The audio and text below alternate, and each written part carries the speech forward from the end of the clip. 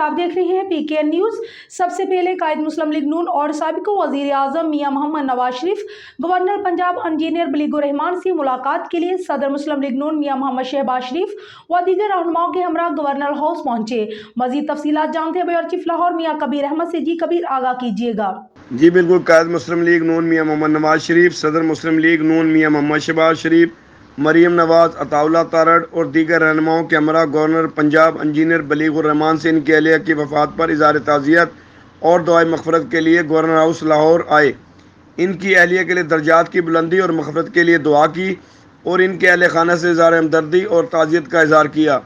मियां मोहम्मद नवाज शरीफ की governor house आमद पर गवर्नर पंजाब इंजीनियर बलीगुर रहमान ने इनका इस्तकबाल किया। जी बहुत शुक्रिया मियां कबीर, हमें तफसीलात से आगाह करने का।